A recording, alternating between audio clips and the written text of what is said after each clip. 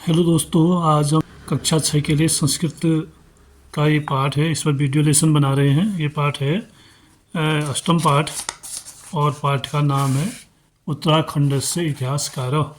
तो ये इस पाठ को हम पहले इसकी अर्थ और व्याख्या देख चुके हैं और आज हम देखेंगे इसके प्रश्नोत्तर। तो प्रश्नोत्तर के लिए आइए देखते हैं। पहले यहाँ पर दिया गया है अभ्यास कार्य। और दोस्तों, उससे पहले आपसे एक अनुरोध है कि आप चैनल को सब्सक्राइब करिएगा और वीडियो को लाइक करिएगा और अपने दोस्तों में शेयर भी अवश्य करिएगा। तो आइए देखते हैं प्रश्नों के उत्तर।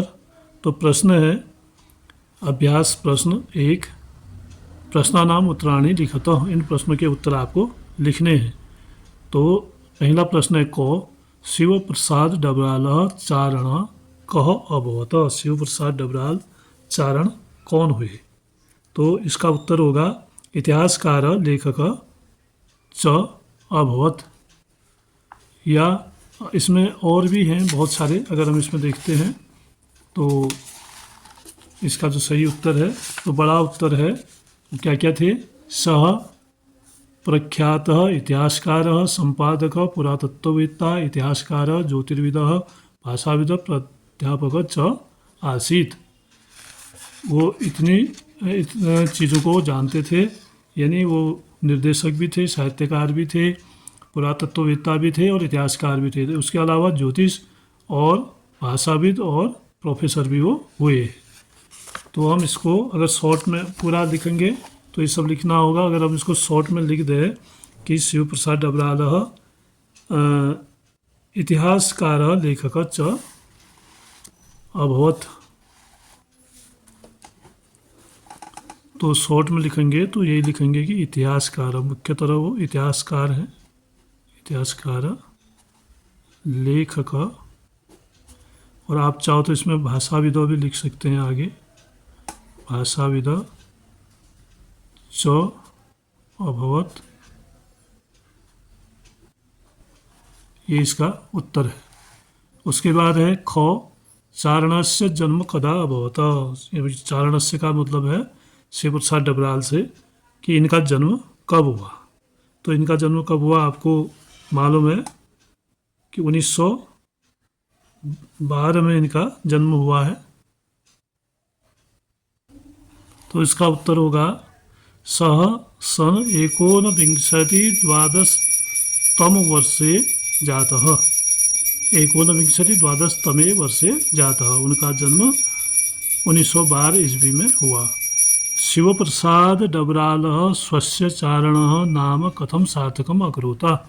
शिव प्रसाद डबराल ने अपना नाम चारण कैसे सार्थक किया, कैसे सार्थक हुआ इनका नाम, क्या क्या काम किया इन्होंने? एक तो लिखने का काम किया, भाषाविद ज्योतिर्विद थे, स्वलेखन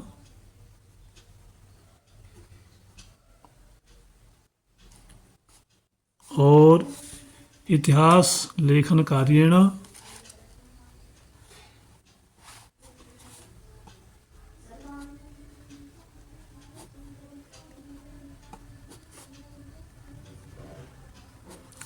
इतिहास लेखन कार्येण जो, और खासकर पुरातत्ववेत्ता वो थे तो इन कार्यों के लिए वो घूमा करते थे और घूमने के कारण ही उनको चारण कहा गया। पुरातत्व की जानकारी लेने के लिए, इतिहास की जानकारी के लिए वो घूमा करते थे। तो इन्हीं के कारण उनको कार्येण च चारण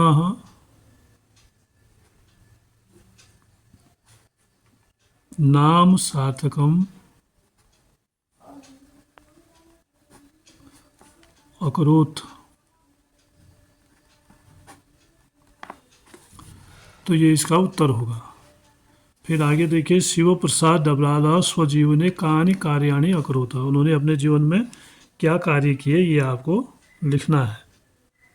क्या क्या किया उन्होंने? स उत्तराखंड से इतिहास लेखनम अकुरुत।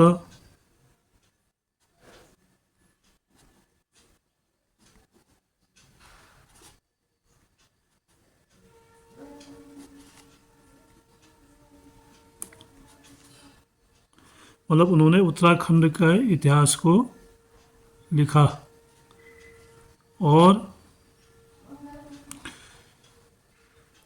और भी अनेक कार्य उन्होंने किए हैं, जिसके कारण उनको क्या कहा गया, इंसाइक्लोपीडिया ऑफ उत्तराखंड अभिलेखित हुआ ना। इसके अलावा अन्य कार्य भी अगर हम लिखते हैं तो वो हैं, तो इसका उत्तर होगा स उत्तराखंड से इतिहास लेखनम अकुर्वत, और उसके अलावा पुरातत्व संग्रहालय से स्थापनाम अकरोत, और पुरातत्व संग्रहालय की स्थापना भी उन्होंने की। इसके अलावा पुस्तकालय की स्थापना की, बच्चों के लिए अंताक्षरी पुस्तिका लिखी, आज भी अनेक कई छोटे मोटे कार्य उनके हैं। तो अगला है गौ शिव प्रसाद डबराल चारण कदा दिवंगत, यानी उनकी मृत्यु कब हुई। तो हम लिखेंगे कब उनकी मृत्यु हुई थी, 1999 में उनकी मृत्यु हुई थी। तो हम इसका उत्तर लिखेंगे सह 1910 अच्छा, इसको हम हिंदी में अगर लिखते हैं तो 1999 लिख लेंगे, 1999। तमे वर्षे दिवंगत अभवत, यानी इसको हमने लिखा सह 1910 तमे वर्षे दिवंगत अभवत।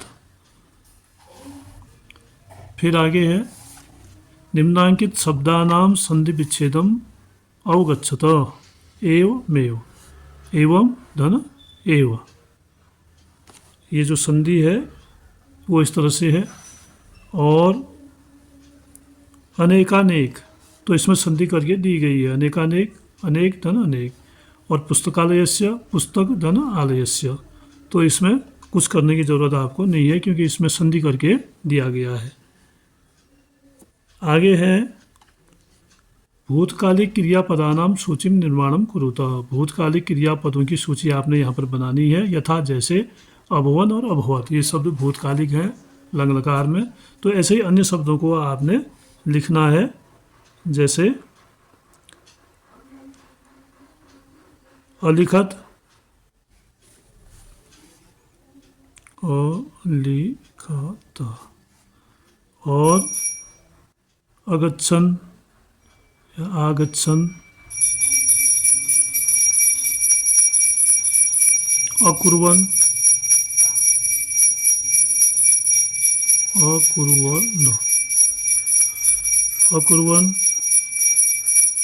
अखादन, ये है भूतकालिक क्रिया। तो ये क्रियाएं हमने लिख ली। अब चौथा प्रश्न है पाठस्य घटना क्रमानुसारेण पंक्ति निर्धारियत, इन पंक्तियों को पाठ के अनुसार आपको लिखना है। पहला को लिखा है यहाँ पर अतएव जन एष इंसाइक्लोपीडिया ऑफ उत्तराखंड अभी उच्यते। ख है स 21 खंडेषु उत्तराखंडस्य इतिहासम अलिखत। ग है अस्य पिता कृष्णदत्त डबराल कर्तव्यनिष्ठ प्रधानाध्यापक आसीत्। ग है उत्तराखंड रत्न प्रसूता धरा अस्ति। तो इनको हमने सही क्रम में रखना है। ये वाक्य जो है पाठ के अनुसार आगे पीछे किए गए हैं, तो हम इनको सबसे पहले लिखेंगे उत्तराखंड रत्न प्रसूता धरा अस्ति, इसको पहले होना था, तो यहाँ पर लिखेंगे उत्तराखंड रत्न प्रसूता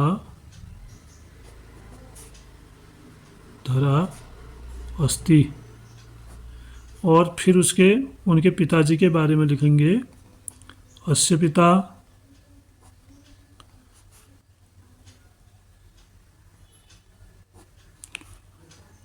कृष्णदत्त डबराल।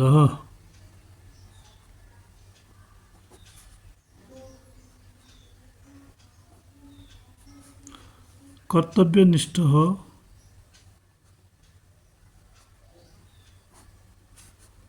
प्रधानाध्यापक आसीत्, ये दूसरा वाक्य है। फिर अगला वाक्य है,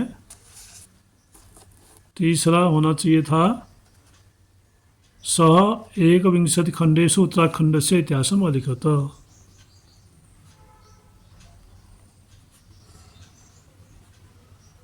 खण्डेषु यानी 21 भागों में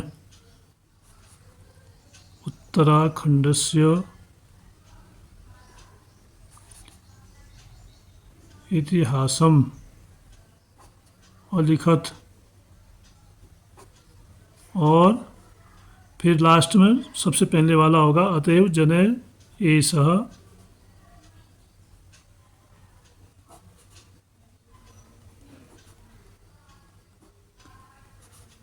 इंसाइक्लोपीडिया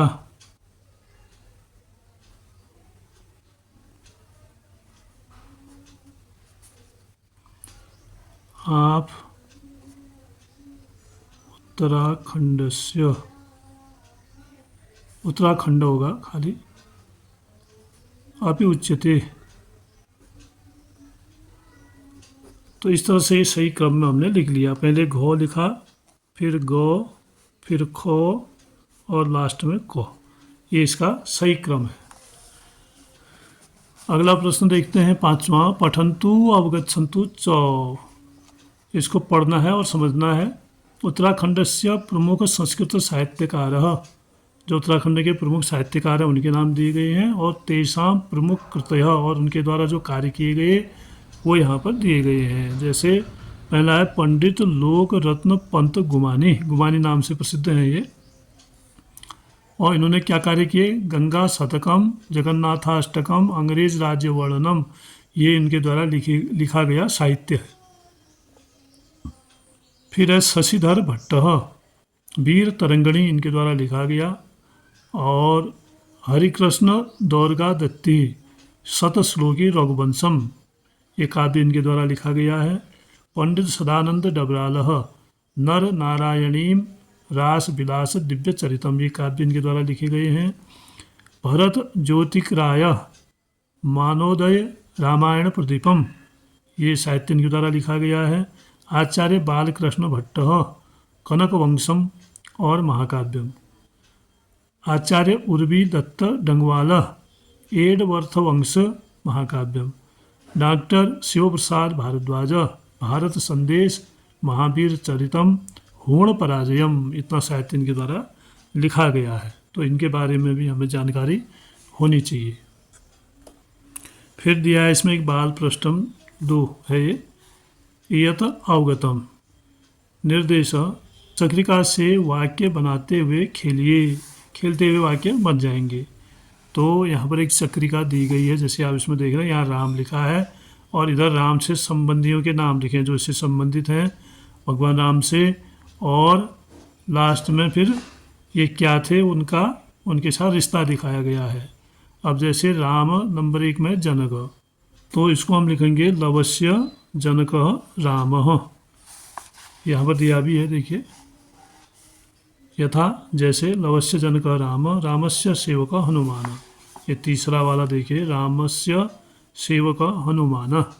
ऐसे एक एक वाक्य इनको लेके बनाना है। फिर दशरथ दिया है, दशरथ रामस्य पितु, और राम विभीषणस्य प्रभु, राम विभीषण के प्रभु हैं, भगवान हैं। और राम सुग्रीव रामस्य मित्रम, यहाँ दिया गया है अयोध्या नगरम नृपः, राम अयोध्या नगरस्य नृपः। राम रावण शत्रु, रावण रामस्य शत्रु। और यहाँ पर दिया गया भरत, तो लिखेंगे भरतः रामस्य, नहीं, राम भरतस्य अग्रज। और ये इधर हो गया है। तो इस तरह से हमने यहाँ पर वाक्य बना देने हैं जितने वाक्य इससे बनते हैं। तो 1-2 वाक्य इसने बना के दिए हैं, और ये दशरथ वाला रहा है। तो इसको हम बनाते हैं पहले। दशरथ रामस्य, नहीं, राम दशरथस्य पुत्र। तो यहाँ पर हम बना देंगे राम दशरथस्य पुत्र। हनुमान वाला बना के दिया है।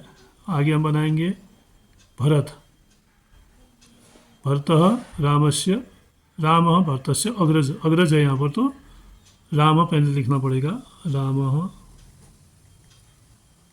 भरतस्य अग्रजः, अग्रज माने बड़ा भाई, राम भरत के अग्रज हैं। फिर आगे है रावण शत्रु, तो लिखेंगे रावण रामस्य शत्रु, रावण रामस्य शत्रुः। फिर अयोध्या नगर नृपः, राम अयोध्या नगरस्य नृपः।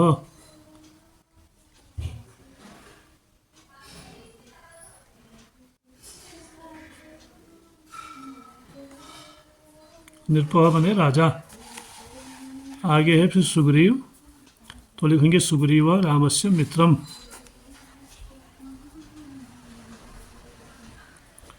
सुग्रीवः रामस्य मित्रम।